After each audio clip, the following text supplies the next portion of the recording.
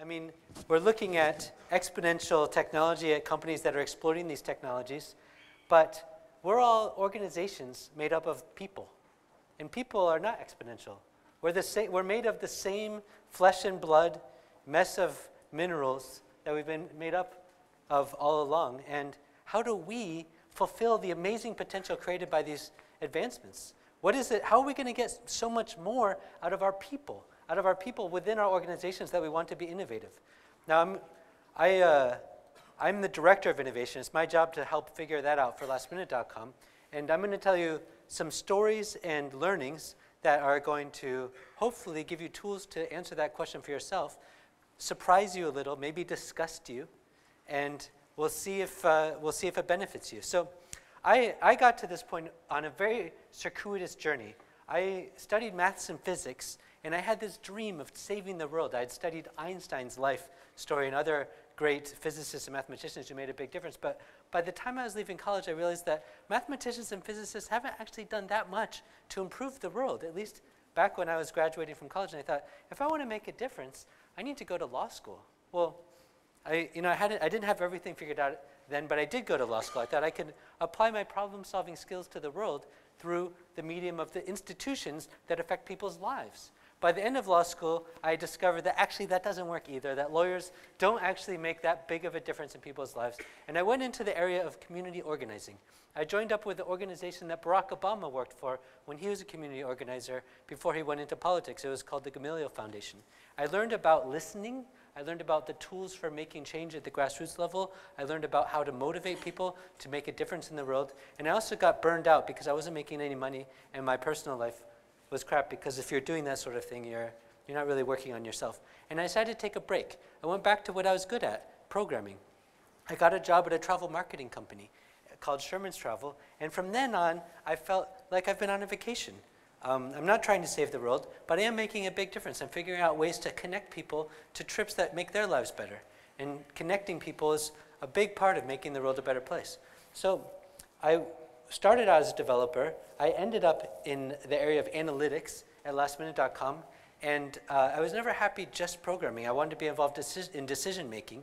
And after working on lots of analytics projects, lastminute.com decided to make me the director of innovation because they said, Bill, you're not good at reporting, but you are good at ideas and changing people's lives. You're good at changing the way people work. So now I've been, for the past year, trying to figure out how to change the way people work at lastminute.com, and I came to a really important revelation about a month after I got into this job.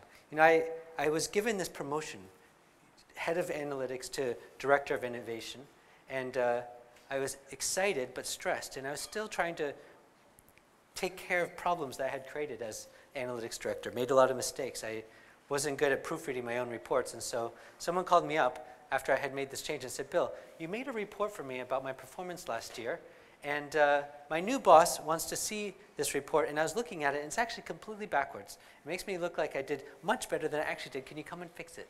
And so I got this call in the early morning, and I said, okay, I'm on my way. So I jumped out of bed, and I started running to the office.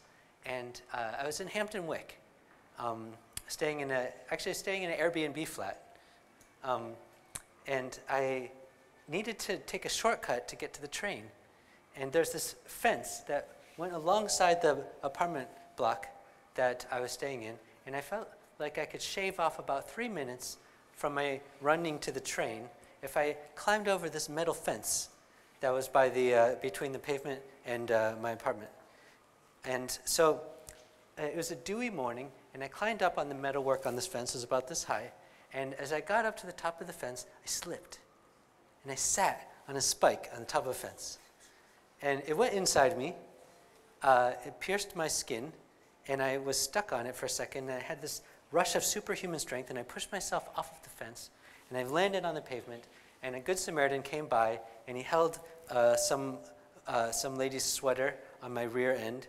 And he called the ambulance. It was amazing. He picked up his iPhone and just said, ambulance. I thought, is that reliable? But laying there, I didn't question it. Ambulance showed up in about 2 minutes. It was amazing. But while I was on the ground, face down on the ground, at that moment, I had had a metal spike through my body. It's a moment that not many of us get to have, and it's a moment where you get a chance to reflect on everything. You're face down on the sidewalk, and I'm thinking, I did this. I'm in this place because I was running to work.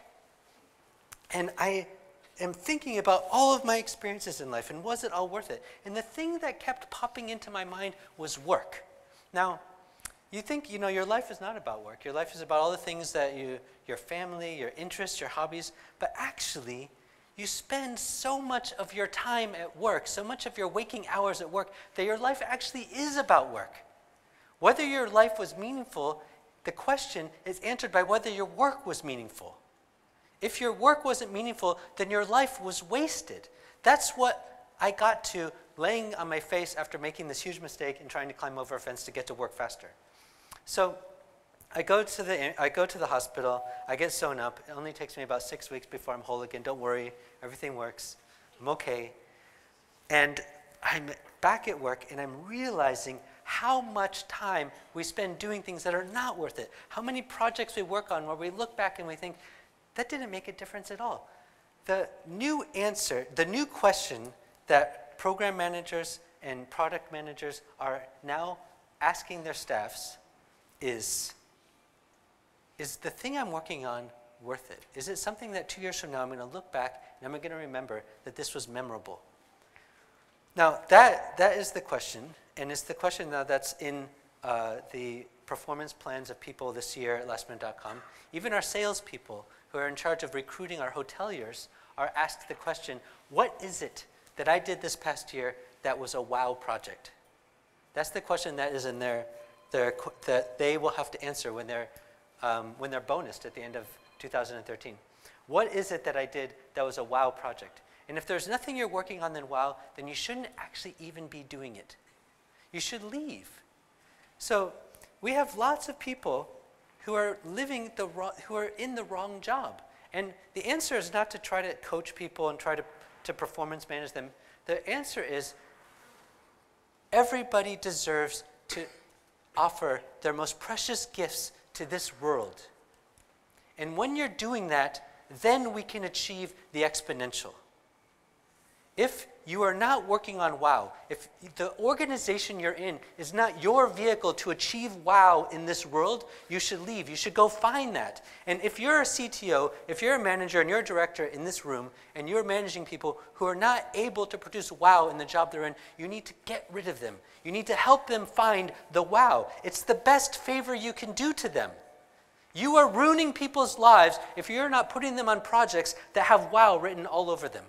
And if you can't think about how to do that, maybe you're in the wrong job. You need to figure out what is the greatest gift you can give to the world. How can you produce wow?